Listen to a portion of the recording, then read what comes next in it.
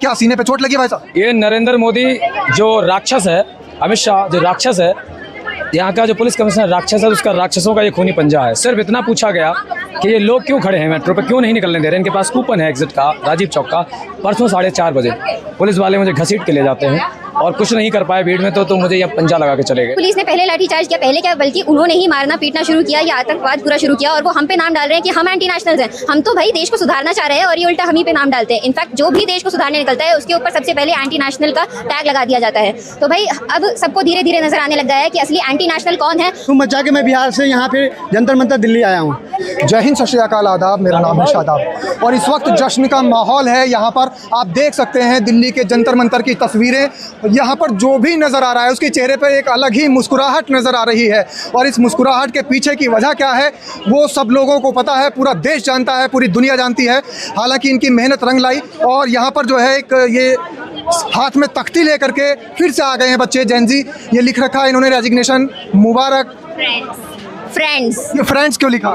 जैसा कि हमारे प्रिय मोदी जी ने कहा था अपनी रील पे, तो पहले तो वो मित्रों कहते थे, तो जेनजी ने उन्हें मित्रों से फ्रेंड्स पे ला दिया है। तो बस मैं भी उनको यही कहना चाहती हूँ कि भाई रेजिग्नेशन मुबारक हो फ्रेंड्स। तो अच्छा, आप मुबारकबाद दे रही हैं मोदी जी को? जी बिल्कुल, मैं मोदी जी को ही नहीं, मैं सबको मुबारकबाद दे रही हूँ।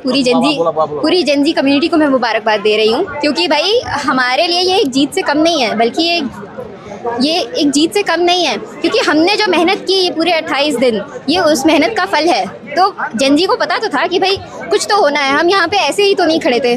तो भाई मेहनत रंग लाई हमारी, इसी के लिए हम सब खुश हैं। लाठियाँ खाई, पानी की बौछारें खाई, आपने डंडे खाए, उसके बाद एक फल मिला है जी। तो कैसा लग रहा है? जी, फल तो आसानी से मिलने वाला था नहीं, ये तो हमें भी पता था। तो भाई हमारा हक है और हक तो हम लड़के भी लेंगे। और जहाँ तक लाठियों की बात है तो वो तो हमारा तो प्रोटेस्ट पीसफुल ही था, पहले से ये सबके मन में क्लियर था। प्रोटेस्ट पीसफुल ख़त्म कब हुआ ये सबको पता है। दिल्ली पुलिस ने पहले लाठीचार्ज किया, पहले क्या बल्कि उन्होंने ही मारना पीटना शुरू किया, ये आतंकवाद पूरा शुरू किया। और वो हम पे नाम डाल रहे हैं कि हम एंटी नेशनल्स हैं। हम तो भाई देश को सुधारना चाह रहे हैं और ये उल्टा हम ही पे नाम डालते हैं। इनफैक्ट जो भी देश को सुधारने निकलता है उसके ऊपर सबसे पहले एंटी नेशनल का टैग लगा दिया जाता है। तो भाई अब सबको धीरे धीरे नजर आने लग गया है कि असली एंटी नेशनल कौन है और असली पेट्रियट कौन है, असली नेशनल कौन है यहाँ पे। तो आप देख सकते हैं यहाँ पर बिहार की आपने बहुत सारी वीडियोस देखी होंगी। कभी तो पुलिस के बैरिकेड्स को वो गाड़ी बनाते नजर आ रहे थे, तो कभी जो है वो पानी की बौछारों की मांग करते नजर आ रहे थे कि भैया पानी वानी खत्म हो चुका है क्या, इस तरीके की मांग कर रहे थे। एक भैया यहाँ से आ चुके हैं हमारे सामने और उन्होंने लिख रखा है बिहार से आ गई बा हो। कहाँ से? मैं तो दरभंगा से हूँ। तो पहले बिहार में धूम मचाई, अब यहाँ पहुँच गए। यहाँ तो मैं 3 दिन से हूँ। बिहार में धूम मचा के मैं बिहार से यहाँ फिर जंतर मंतर दिल्ली आया हूँ और यहाँ भी डंका बजा के लॉलीपॉप लेके जा रहा हूँ। लॉलीपॉप? जी, बहुत सारे कह रहे हैं जीत मिली है। बिल्कुल जीत मिली है, वही तो लॉलीपॉप लेके जा रहा हूँ ना। लॉलीपॉप तो एक बहकाने वाला होता है, बच्चे को फुसला दिया जाता है। लॉलीपॉप नहीं, फुसलाने वाली बात नहीं है। सारे युवा जग चुकी है। आज युवाओं की जीत नहीं हुआ, पूरे भारतीय का जीत हुई है। अगली बारी बिहार के सम्राट चौधरी जी हैं, जो कि 12 साल से शराब बंद है नीतीश कुमार के राज में, मगर ये कह सकते हैं उपहार लेके जा रहे हैं आप। हाँ, उपहार लेके जा रहे हैं, जो समझिए जी। वो समझने का अलग अलग नज़रिया है। यहाँ पे लोग कुछ अलग मोदी जी को कुछ बोल रहे हैं, मगर ऐसा नहीं बोलना चाहिए। जो आपका मेन विजन है वो विजन पे बोलना चाहिए आपको। तो मोदी जी सही है क्या? बहुत हैप्पी है।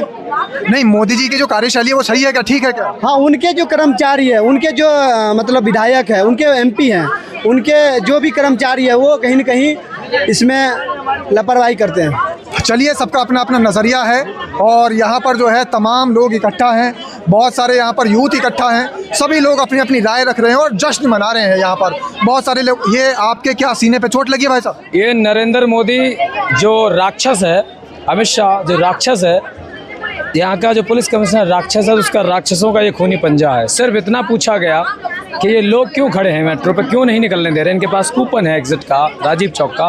परसों 4:30 बजे पुलिस वाले मुझे घसीट के ले जाते हैं और कुछ नहीं कर पाए भीड़ में, तो मुझे यह पंजा लगा के चले गए अच्छा खासा। लेकिन इस पंजे का कोई दर्द नहीं है।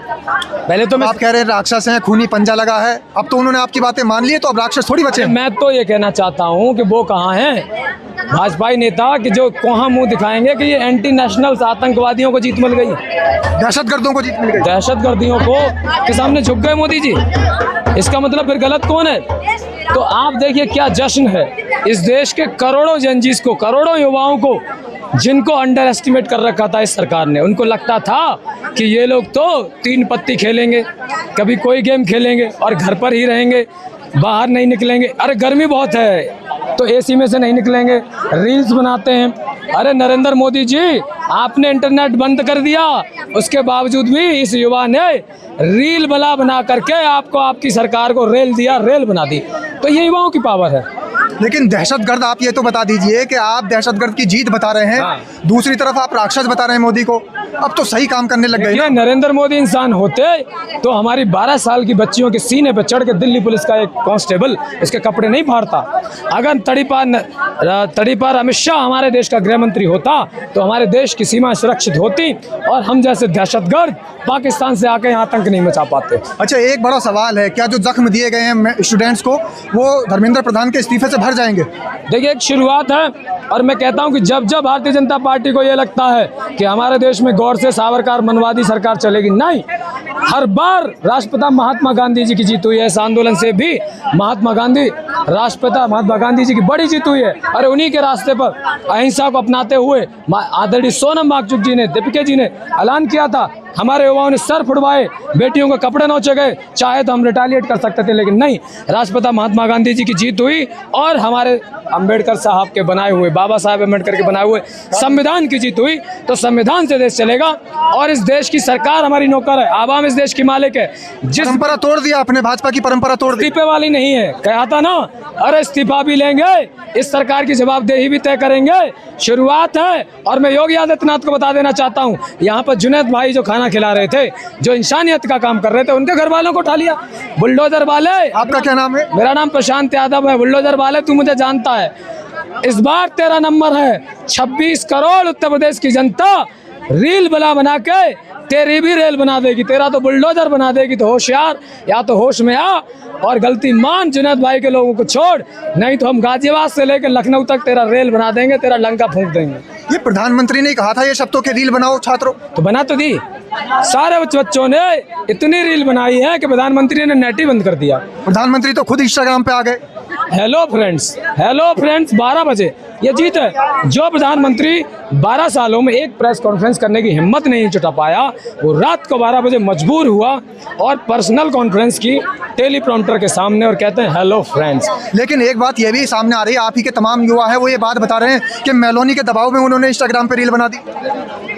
बिल्कुल सही कह रहे हैं। मुझे लगता है ये दीपिका भाई ने कुछ किया है, इन्होंने जरूर मेलोनी से काम फोन किया है, तभी तो मेलोनी ने वहाँ से ब्लैकमेल करके मोदी जी से कहा अगर मेलोनी से रिश्ता रखना है, अगर मुझे मेलोडी खिलानी है तो बच्चों की बात मानो। तो धन्यवाद मेलोनी का कि भाई मोदी जी जिद के सामने हार गए। लेकिन मोदी जी को यह भी डर था कि अगर मैंने 2 दिन और लिए तो ये अब मेरा इस्तीफा मांगेगा, जो कि आवाज उठ चुकी थी। तो मोदी जी ने अपनी गद्दी बचाई है, अपनी गद्दी बचाने के लिए ये रेजिग्नेशन दिया है। अब बात आगे की है कि आगे जहां जहां प्रदेश में जो जो घोटाले होंगे, जो सरकार अपने आप को लोगों से ऊपर समझ लेगी, उसके खिलाफ पूरी आवाम एक साथ खड़ा होगी, बदलाव करेगी। बदलाव की जरूरत होगी तो गांधीवादी तरीके से सड़कों पर उतरेंगे, इंकलाब लाएंगे, नया राष्ट्र बनाएंगे, जवाबदेही तय करेंगे। तो बड़ी मांग उठ रही है यहाँ पर, और मांग उठते उठते अब सीधे तौर पर ये लोग कह रहे हैं कि चाहे मेलोनी के दबाव में लिया हो या छात्रों के दबाव में लिया हो, इस्तीफा तो आखिर ले लिया। और अब ये शुरुआत है, यानी कि यहाँ से आगाज़ हुआ है और अंजाम तक पहुँचेगा।